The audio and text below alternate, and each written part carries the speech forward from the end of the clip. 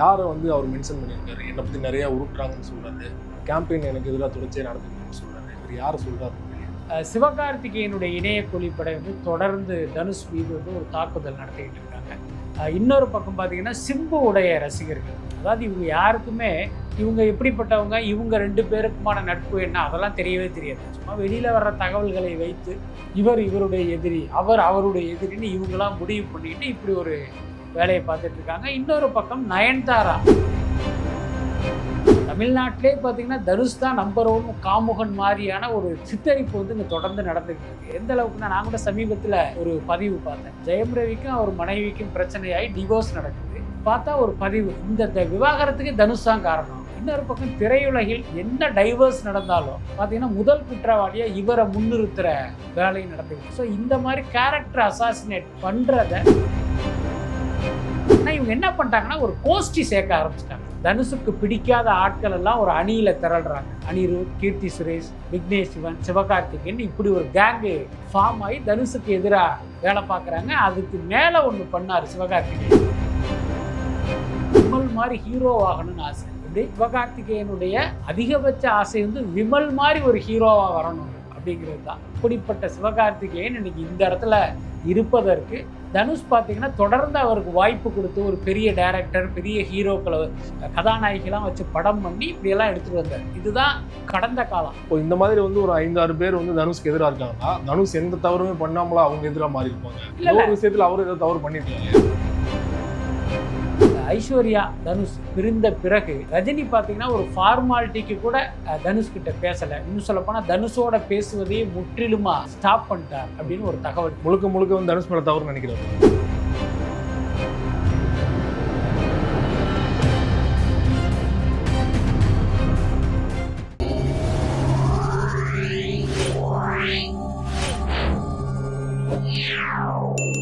Media circle நேயர்களுக்கு வணக்கம். இன்றைக்கு நம்மோடு நேர்காணலுக்காக சினிமா விமர்சகர் வலைப்பேச்சு பிஸ்மி அவர்கள் நம்மோடு இணைந்திருக்கிறார். அவரோடு பேசலாம். வணக்கம் சார். வணக்கம். குபேரா ஆடியோ லான்ச் வந்து சமீபத்தில் நடைபெற்றது. முழு வீடியோ நேற்று தான் வந்து யூடியூப்ல வந்து வெளியாகிது. கிட்டத்தட்ட தனுஷ் அவர்கள் பேசினது 20 நிமிட வீடியோ. ஒரு வாரத்துக்கு முன்னாடியே பார்த்தீங்கன்னா செங்கலை கூட உருவ முடியாது அப்படின்னு சொன்னது வைரலானது. நேற்று முழு வீடியோ பார்த்ததுக்கு அப்புறமே மீண்டும் வைரலாக இருக்குது இல்லையா? யாரை வந்து அவர் மென்ஷன் பண்ணியிருக்காரு, என்னை பற்றி நிறையா உருட்டுறாங்கன்னு சொல்கிறாரு, கேம்பெயின் எனக்கு எதிராக தொடர்ச்சியாக நடந்துக்கிட்டுன்னு சொல்கிறாரு. 2-3 பேர் வந்து சொல்கிறாங்க. இவர் யாரை சொல்கிறார் உண்மையிலேயே? இல்லை, அதான் நம்ம அதெல்லாம் கவனிக்கும் போது தோன்றிய விஷயம் என்ன அப்படின்னா, தனுஷுக்கு எதிராக சமூக ஊடகங்கள் வந்து ஒரு மிகப்பெரிய நெகட்டிவ் பப்ளிசிட்டி நடந்துக்கிட்டு இருக்கு. அதாவது தனுஷை வந்து பல்வேறு விஷயங்களில் தொடர்பு படுத்தி அவர் மீது வந்து ஒரு அவதூறான ஒரு வன்மமான தாக்குதல் வந்து தொடர்ந்து நடந்துக்கிட்டு இருக்கு. இப்போ நம்ம கவனிக்கும் போது நமக்கு புரிபட்ட விஷயம் என்ன அப்படின்னா, சிவகார்த்திகேயனுடைய இணைய கூலிப்படை வந்து தொடர்ந்து தனுஷ் மீது வந்து ஒரு தாக்குதல் நடத்திக்கிட்டு இருக்காங்க. இன்னொரு பக்கம் பார்த்தீங்கன்னா சிம்பு உடைய ரசிகர்கள், அதாவது இவங்க யாருக்குமே இவங்க எப்படிப்பட்டவங்க, இவங்க ரெண்டு பேருக்குமான நட்பு என்ன அதெல்லாம் தெரியவே தெரியாது. சும்மா வெளியில் வர்ற தகவல்களை வைத்து இவர் இவருடைய எதிரி, அவர் அவருடைய எதிரின்னு இவங்களாம் முடிவு பண்ணிக்கிட்டு இப்படி ஒரு வேலையை பார்த்துட்டு இருக்காங்க. இன்னொரு பக்கம் நயன்தாரா தரப்பினர், சமீப காலமாக நயன்தாரா பார்த்தீங்கன்னா ஓப்பனாகவே தனுஷுக்கு எதிராக சில விஷயங்கள்லாம் பண்ணாங்க. ஸோ இதையெல்லாம் வச்சு பார்க்கும்போது இந்த 3 தரப்பினர் தான் தனுஷுக்கு எதிரான இந்த தாக்குதலில் ஈடுபடுறாங்க அப்படின்னு நான் நினைக்கிறேன். பொதுவாகவே பார்த்தீங்கன்னா சினிமா நடிகர்கள் மீது இந்த இன்னொரு நடிகருடைய ரசிகர்கள் வந்து ஒரு வன்ம தாக்குதல் நடத்துவதுங்கிறது ரொம்ப நார்மலான விஷயம்தான். ஆனால் அதுக்கு வந்து தனுஷ் வந்து இந்த அளவுக்கு வந்து ஒரு பதிலடி கொடுக்குற அளவுக்கு ஏன் வந்தார் அப்படின்னு யோசிக்கும் போது எனக்கு என்ன தோணுச்சு அப்படின்னா, தனுஷ் மீதான அந்த தாக்குதல் இருக்குல்ல, அது முழுக்க முழுக்க பார்த்தீங்கன்னா அவருடைய கேரக்டரை காலி பண்ணுகிற விஷயமா இருக்கு. அதாவது பார்த்தீங்கன்னா தனுஷ் வந்து ஒரு படத்தில் நடிக்கிறாரு, அந்த படம் நல்லா இல்லை அல்லது மொக்கையாக இருக்குது, அந்த மாதிரி அவருடைய நடிப்பை வந்து நீங்கள் எப்படி வேணாலும் விமர்சனம் பண்ணலாம். அப்படிப்பட்ட விமர்சனங்களை அதில் நியாயம் இருந்தால் அவர் ஏற்றுக்குவார், அநியாயமாக இருந்துச்சுன்னா அப்படியே உதறி தள்ளிட்டு போயிட்டே இருப்பார். ஆனால் இங்கே எப்படின்னா, தமிழ்நாட்டிலே பார்த்தீங்கன்னா தனுஷ் தான் நம்பர் 1 காமுகன் மாதிரியான ஒரு சித்தரிப்பு வந்து இங்கே தொடர்ந்து நடந்துக்கிட்டு இருக்கு. எந்த அளவுக்குன்னா, நான் கூட சமீபத்தில் ஒரு பதிவு பார்த்தேன். ஜெயம் ரவிக்கும் அவர் மனைவிக்கும் பிரச்சனையாகி டிவோர்ஸ் நடக்குது. பார்த்தா ஒரு பதிவு, இந்த விவாகரத்துக்கு தனுஷ் தான் காரணம் அப்படிங்கிற மாதிரியான பதிவுகள் நிறைய வந்துகிட்டு இருக்கு. இன்னொரு பக்கம் திரையுலகில் என்ன டைவர்ஸ் நடந்தாலும் பார்த்தீங்கன்னா முதல் குற்றவாளியாக இவரை முன்னிறுத்துகிற வேலை நடந்துக்கிட்டு இருக்கு. ஸோ இந்த மாதிரி கேரக்டர் அசாசினேட் பண்ணுறத பொறுத்துக்க முடியாமல் இப்போ அவர் வந்து பொங்கிட்டார் அப்படின்னு தான் நான் நினைக்கிறேன். நீங்க சொல்ற மாதிரி வந்து அந்த இணைய கூலிப்படை ஒரு பக்கம் பண்றதையும் தாண்டி சாதாரண ஒரு ரசிகர்கள், எந்த ஒரு ரசிக பின்புலம் இல்லாதவங்க ஒரு மைண்ட் செட்லயும் அந்த மாதிரி ரிஜிஸ்டர் ஆயிடுச்சா? நீங்க எப்பயுமே பாத்தீங்கன்னா அந்த ஒரு பொய்யை திரும்ப திரும்ப சொல்லும் போது பாத்தீங்கன்னா அது ஒரு கட்டத்துல உண்மை மாதிரி வந்து அந்த பொய் சொன்னவனுக்கே தெரிஞ்சிடும்.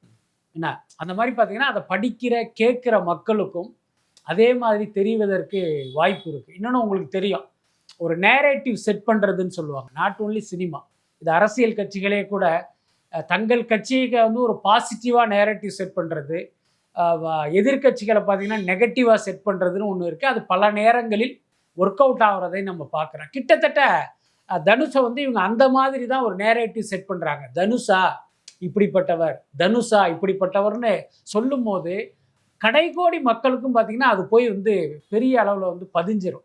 நீங்கள் நார்மலாக ஊர் பக்கம் போனாலே இப்போ நம்மகிட்டலாம் கேட்பாங்க, இவர் இப்படியாமல, அவர் அப்படியாமல, இவங்களுக்கும் தொடர்பு இருக்காமல், இப்படிலாம் கேள்விகள் வர்றதெல்லாம் பார்த்தீங்கன்னா இந்த மீடியாவில் பரப்பப்படுகிற அந்த செய்திகளின் அடிப்படையில் தான். ஸோ அந்த அளவுக்கு அந்த மக்கள்கிட்ட போய் அதை வந்து ரெஜிஸ்டர் ஆகும்போது இப்போ அது குறித்து வந்து ஒரு எதிர்வினை ஆற்ற வேண்டிய சூழல் வரதை தவிர்க்கவே முடியல. அவர் நீங்க சொன்னது மாதிரி வந்து நயன்தாரா அவருக்கும் தனுஷ் மோதலுக்கும் வெளிப்படையா காரணம் தெரியும். சிம்புக்குமே பார்த்தீங்கன்னா 2 பேரும் சக போட்டியாளர் அப்படிங்கிற இதில் வந்து ஒரு மோதல் இருக்குது. ஆனால் சிவகார்த்திகேயனை வந்து அறிமுகப்படுத்தினதே தனுஷ் தான். அவங்களுக்குள்ள என்ன பிரச்சனைனால வந்து அவர் இந்த அளவுக்கு இறங்கியிருக்காருன்னு நினைக்கிறீங்க? இல்லை, ஆக்சுவலி உங்களுக்கு தெரியும், சிவகார்த்திகேயன் வந்து ஒரு நார்மலாக ஒரு டிவி இல்லை ஒரு பிரபலமான ஒருத்தராக இருந்தார். அவர் பார்த்தீங்கன்னா சினிமாவில் இந்த அளவுக்கு வருவதற்கு தனுஷும் ஒரு முக்கியமான காரணம். என்னென்னா மெரினா படத்தில் அவர் நடித்தாலும், அதுக்கப்புறம் அந்த மணங்குத்தி பறவை மாதிரி படத்தில் நடித்தாலும், தனுஷ் கூட அந்த 3 படத்தில் நடித்த பிறகு தான் சிவகார்த்திகேயனுக்கே தெரிஞ்சிருக்கு நம்மளை மக்கள் வந்து ரசிக்கிறாங்கங்கிறது. எதுக்கு சொல்கிறேன்னா, நீங்கள் அந்த படத்தை பார்த்துருப்பீங்க. அந்த படத்தில் சிவகார்த்திகேயன் வந்து ஒரு காமெடியன் தான். இன்னைக்கு காமெடியன் சூரி சந்தானம் மாதிரி அன்னைக்கு அவர் வந்து ஒரு காமெடியனாக தான் நடிச்சிருப்பார். அதுக்கு பார்த்தீங்கன்னா தியேட்டரில் வந்து ஒரு பெரிய ரெஸ்பான்ஸ் கிடச்சிது. ஸோ அந்த கைத்தட்டல் தான் சிவகார்த்திகேயனுக்கே ஒரு நம்பிக்கையை கொடுத்துருக்கும். அடடா, நம்ம சினிமாவில் வந்து ஜெயிச்சிடலாம் அப்படிங்கிற அந்த நம்பிக்கையை சிவகார்த்திகேயனுக்குள் விதைத்ததே 3 படம் தான். ஏன்னா அதுக்கு முன்னே இவர் எப்படி இருந்தாருன்னு நான் பல பேட்டிகளில் சொல்லியிருக்கேன். இந்த 3 பட வாய்ப்பு இவருக்கு வருது. அந்த வாய்ப்பை ஏற்றுக்கலாமா வேணாமான்னு இவர் ஒரு குழப்பத்தில் இருக்கார். என்ன அப்போ வந்து மெரினா படத்தில் அவர் நடிச்சுக்கிட்டு இருக்காரு. அப்போ பாண்டியராஜுக்கிட்ட போய் இவர் சஜஷன் கேட்குறாரு. இது மாதிரி 3 படத்தில் எனக்கு வந்து காமெடியனாக நடிக்க கூப்பிட்ருக்காங்க. அதில் முன்கதை என்ன அப்படின்னா, அந்த இவர் நடிக்கிற கதாபாத்திரத்தில் முதல்ல சந்தானம் தான் நடிக்க கமிட் ஆகியிருக்காரு. சில ஷூட்டிங்க்கு சில நாட்கள் இருக்கும்போது என்ன பண்ணுறாரு, சிம்பு கோச்சுக்குவார் அப்படின்ட்டு அந்த படத்துலேருந்து அவர் பின்வாங்கிடுறாரு. அதுக்கப்புறம் சரி அவர் மாதிரியே யார் டிவியில் நடித்த பையன் இருக்கான்ட்டு இப்படி ஒரு பையன் இருக்கான் அப்படிங்கும்போது அவரை வந்து தனுஷ் கமிட் பண்ணுறாரு. இப்போ பாண்டியராஜ்கிட்ட போய் கேட்கும்போது அவர் என்ன சொல்கிறாரு அப்படின்னா, நீ வந்து அது வந்து சந்தானம் நடிக்க வேண்டிய கேரக்டரில் போய் நடிச்சின்னா நீ லைஃப் முழுக்க காமெடியனாக போயிடுவ, ஆனால் அது நீயே யோசிக்க அப்படின்னு சொல்கிறாரு. அப்போ இவர் சொல்கிறாரு, எனக்கு அந்த மாதிரியெல்லாம் ஆசை இல்லை, எனக்கு விமல் மாதிரி ஹீரோ ஆகணும்னு ஆசை. எப்படி சந்தானத்தை சிவகார்த்திகேயனுடைய அதிகபட்ச ஆசை வந்து விமல் மாதிரி ஒரு ஹீரோவாக வரணும் அப்படிங்கிறது தான். அப்படிப்பட்ட சிவகார்த்திகேயன் இன்னைக்கு இந்த இடத்துல இருப்பதற்கு தனுஷ் பார்த்தீங்கன்னா தொடர்ந்து அவருக்கு வாய்ப்பு கொடுத்து ஒரு பெரிய டைரக்டர், பெரிய ஹீரோக்களை கதாநாயகிலாம் வச்சு படம் பண்ணி இப்படியெல்லாம் எடுத்துகிட்டு வந்தார். இதுதான் கடந்த காலம். அதுக்கப்புறம் இவர் என்ன பண்ணிட்டார் அப்படின்னா, பொதுவாகவே இங்கே என்ன நிலவரம் அப்படின்னா, ஒருத்தரை அறிமுகப்படுத்தும் போது அந்த நிறுவனமே எனக்கு 2 படம் பண்ணி கொடு, 3 படம் பண்ணி கொடுன்னு அக்ரிமெண்ட் போடுவாங்க. இப்போ லோகேஷ் கனகராஜை வந்து மாநகரம் படத்தில் வந்து அறிமுகப்படுத்தினார் SR பிரபு. ஆனால் இன்னைக்கு லோகேஷ் கனகராஜ் இவ்வளோ பெரிய ஆளாக வந்ததுக்கு பிறகு அவர் கழுத்தில் கத்தியை வைக்கிற மாதிரி எனக்கு கைதி 2 படத்தை நீ பண்ணியே ஆகணும், ஏன்னா நீ 3 படம் பண்ணுறதா எனக்கு அக்ரிமெண்ட் இருக்குது, மாநகரம் கைதி பண்ணிவிட்டு இப்போ கைதி 2 பண்ணி கொடுன்னு போய் கேட்குறாங்க. ஆனால் தனுஷை பொறுத்த வரைக்கும் அந்த மாதிரியெல்லாம் அக்ரிமெண்ட் போடலை. ஆனால் எதிர்பார்த்தார், ஏன்னா நாம் வளர்த்து விட்ட பையன், நாம் வந்து இவனை தகுதிக்கு மீறி இவனுக்கு பில்டப் கொடுத்து இந்த இடத்துல கொண்டு வந்திருக்கோம், இவன் வந்து நமக்கு அடுத்தடுத்த படம் பண்ணி தருவான்னு அவர் எதிர்பார்த்தார். அந்த எதிர்பார்ப்பு ஒன்றும் தப்பு கிடையாது. ஆனால் இவர் என்ன அப்படின்னா, நம்ம வந்து பெரிய ஆள் ஆகிட்டோம், இனி தனுஷுடைய தயவெல்லாம் தேவையில்லைங்கிற மாதிரி அப்படி ஒரு ஸ்டாண்ட் எடுத்துட்டாரு. அதில் 2 பேருக்கு வந்து மன வருத்தம், இவ்வளவுதான். ஆனால் இந்த ரசிகர்கள் இருக்காங்கல்ல, அது வந்து வேற மாதிரி போய் அதுக்கப்புறம் பார்த்தீங்கன்னா இவர் சில ஃபங்க்ஷன்ல எல்லாம் தனுஷை வந்து அப்படி தாக்குற மாதிரி சில பேச்செல்லாம் பேச ஆரம்பித்தார். சில பேர் பார்த்தீங்கன்னா நம்ம காலடியிலே இருக்கணும்லாம் எதிர்பார்த்தாங்க. இல்லை அப்படி எதிர்பார்த்தாரா தனுஷ்? இல்லை, அதாவது காலடியில் இருக்கணும்னு அவர் எதிர்பார்த்துருக்க மாட்டார். இப்போ நம்மளுடைய குட் புக்கில் இருக்கிற ஒரு பையன், நம்மளோட ஒரு நல்ல அண்டர்ஸ்டாண்டிங்கில் இருக்கணும், நமக்கு வந்து அடுத்தடுத்து படம் பண்ணணும்னு அவர் எதிர்பார்த்துருப்பார். இது ஒன்றும் தப்பு கிடையாது. ஏன்னா நீங்கள் யாருன்னே தெரியாத அந்த ஸ்டேஜில் உங்களை நம்பி பல கோடி ரூபா முதலீடு போட்டு ஒருத்தர் படம் எடுக்கிறாருன்னு அப்படி நினைக்கிறது இயல்பு தானே. சினிமாவில் அது ஒன்றும் புதுசு இல்லையே. ஆனால் சிவகார்த்திகேயனுக்கு அது வேற மாதிரி தெரிஞ்சு அவருக்கு எதிரான ஒரு நிலைப்பாட்டை எடுத்தார். அது மட்டும் இல்லை, அன்றைய காலகட்டத்தில் பார்த்தீங்கன்னா இப்போ தனுஷுக்கும் விக்னேஷ் சிவனுக்கும் பிடிக்காது.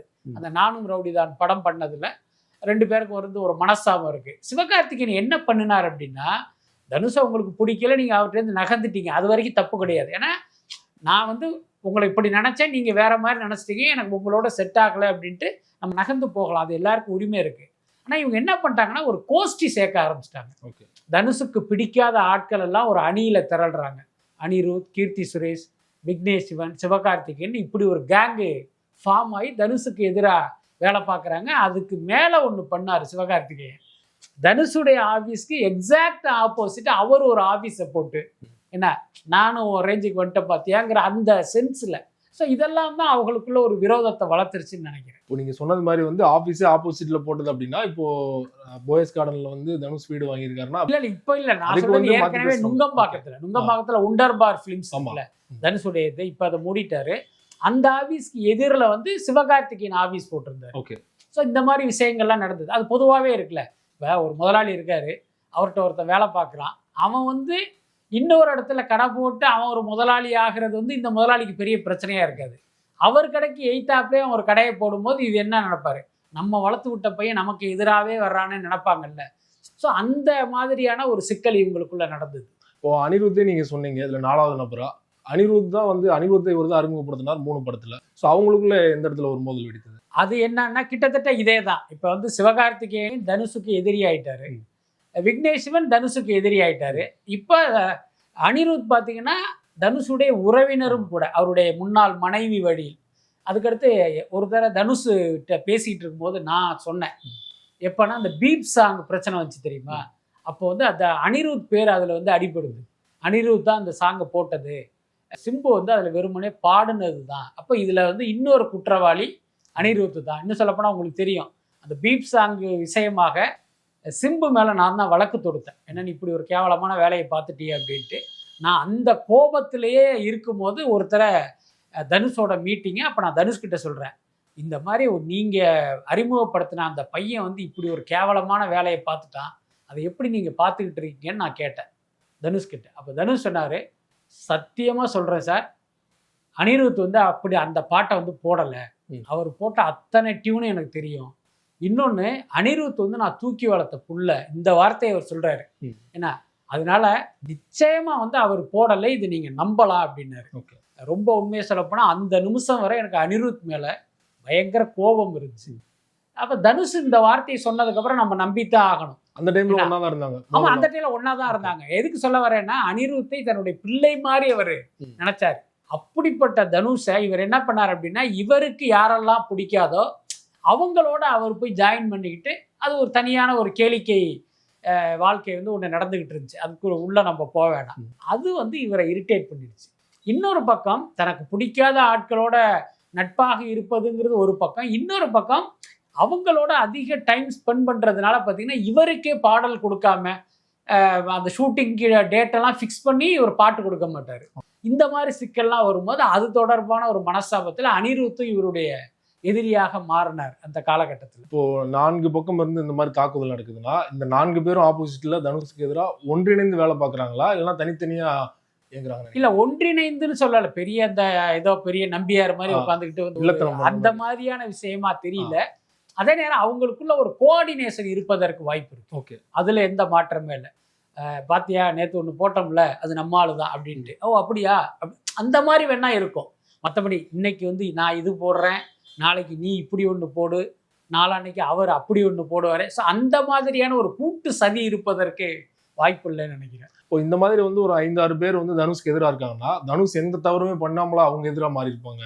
இல்ல ஒரு விஷயத்துல அவரு ஏதோ தவறு பண்ணிருக்கலாம் இல்லையா? இல்ல, இருக்கலாம். நான் என்ன சொல்றேன்னா, இப்ப சிவகார்த்திகேயன் தனுஷ் சம்பந்தப்பட்ட விவகாரத்தில் யார் மேல தப்பு அப்படிங்கிறத நீங்களோ நானோ முடிவு பண்ண முடியாது. இன்னொன்னு அவங்களே கூட முடிவு பண்ண முடியாது. இப்போ உதாரணத்துக்கு தனுஷுடைய பாயிண்ட் ஆஃப் வியூல பாத்தீங்க அப்படின்னா, முழுக்க முழுக்க சிவகார்த்திகேயன் மேலதான் தப்பு அப்படின்னு அவர் சொல்லுவார். சிவாகிட்ட போய் கேட்டீங்க அப்படின்னா, இல்ல இல்ல அவர் மேலே தான் தப்புன்னு வந்து அவர் ஒரு கதை சொல்லுவார். அதே மாதிரி அனிருத் தனுஷ் ரிலேட்டடாக கேட்டிங்க அப்படின்னா இவர் ஒரு வெர்ஷன் சொல்லுவார், அவர் ஒரு வெர்ஷன் சொல்லுவார். ஸோ அதனால் இதில் யார் தப்பு யார் மேலே சரிங்கிறத நம்ம அந்த முடிவுக்கு வரவே முடியாது. பட் என்னவாக இருந்தாலும் அது ஏதோ ஒரு இடத்துல நியாயங்கிறது ஒரு பக்கத்தில் இருக்கும். 2 பேரும் பார்க்குற பார்வை மாறுபடுறதுனால 2 பேருக்குமே ஒரு பெரிய முரண் இருக்குன்னு நினைக்கிறேன். இந்த ஆடியோ லான்ச்ல தனுஷ் பேசின இந்த விஷயங்களையும் தாண்டி ஜென்ரலா வந்து என்ன ட்ரால் பண்றாங்கன்னா, இவரே ரஜினியை வந்து ஃபாலோ பண்றாரு, ஏன் ரஜினி மாதிரியே பேசுறாரு, ஏன் ரஜினி மாதிரியே வந்து ஸ்டேஜில் நடந்துக்கிறாரு அப்படிங்கிற மாதிரியான விமர்சனம் வருது இல்லையா? உங்களுக்கு அப்படி தோணுச்சா? இல்லை, அது ரொம்ப நாளாவே தனுஷ் கிட்ட வந்து அந்த ரஜினியுடைய சாயல் இருக்கு. அதுக்கு 2 பேருடைய நான் நோட்டீஸ் பண்ணது என்னன்னா, இப்போ ரஜினிக்கு சின்ன கண்ணு கிட்டத்தட்ட அதே மாதிரி தான் தனுஷுக்கும் இருக்கும். ஸோ இந்த மாதிரி சின்ன சின்ன ஒற்றுமைகள் உண்டு. அதுக்கு அடுத்து என்னன்னா, இப்போ ஐஸ்வர்யாவை திருமணம் செய்து ஒரே வீட்டில் எல்லாரும் வசிக்கும் போது இவரும் அடிப்படையில் ஒரு ரஜினி ரசிகராக இருந்திருப்பதற்கு வாய்ப்பு இருக்குது. ஸோ அவர் இன்னும் அருகில் பார்க்குறது, அப்புறம் எப்போதுமே அவர் கூடவே இருக்கிறது. ஸோ இதையெல்லாம் பார்த்தீங்கன்னா அவர் வந்து நிறைய அட்மையர் ஆகிருப்பாருன்னு நான் நினைக்கிறேன்.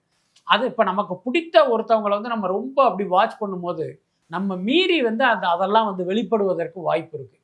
இன்னும் சொல்லப்போனால் நான் கேள்விப்பட்டது என்னென்னா, ஐஸ்வர்யா தனுஷ் பிரிந்த பிறகு ரஜினி பார்த்தீங்கன்னா ஒரு ஃபார்மாலிட்டிக்கு கூட தனுஷ்கிட்ட பேசலை. இன்னும் சொல்லப்போனால் தனுஷோட பேசுவதையே முற்றிலுமாக ஸ்டாப் பண்ணிட்டார் அப்படின்னு ஒரு தகவல். முழுக்க வந்து தனுஷ் மேலே தவறு நினைக்கிறார் அவர். இல்லை, அது நமக்கு தெரியாது. என்ன சொல்ல வரேன்னா, நேற்று வரை மருமகனாக இருந்திருக்காரு.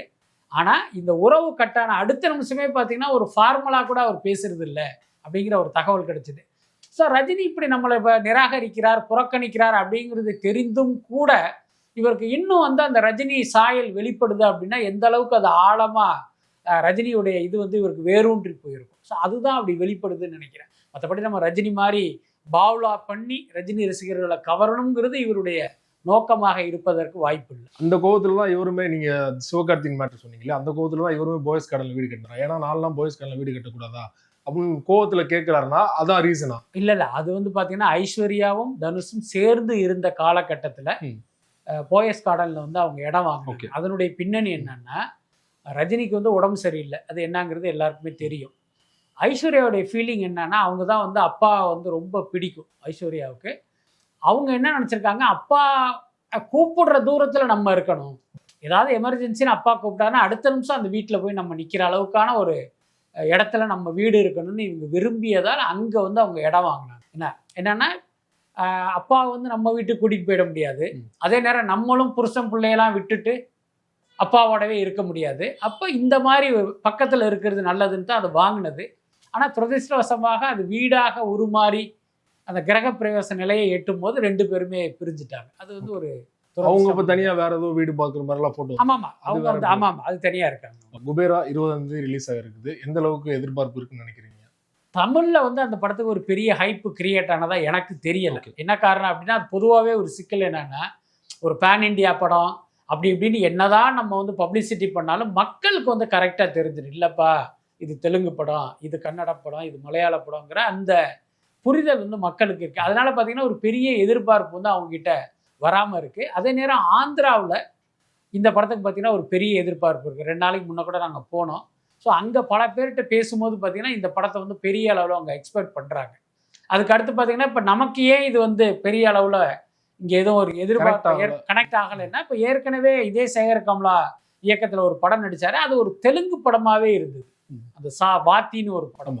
என்ன நீங்கள் என்னதான் ஒரு தமிழ் தலைப்பை வச்சாலும் உள்ளுக்குள்ள உள்ள அந்த கண்டென்ட் வந்து அப்படி காட்டி கொடுத்துருது, இது தமிழ் படம் இல்லை அப்படின்ட்டு.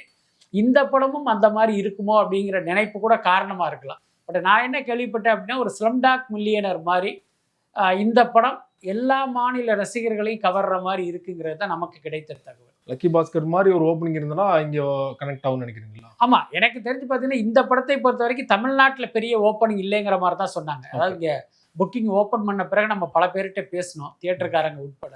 ஆனால் இங்கே பெருசாக வந்து ஓப்பனிங் இல்லை சார் அப்படின்றாங்க. ஒருவேளை அந்த முதல் காட்சிக்கு அப்புறம் வர்ற அந்த ரிப்போர்ட் அடிப்படையில் வேணால் கூட்டம் வருவதற்கு வாய்ப்பு இருக்குது.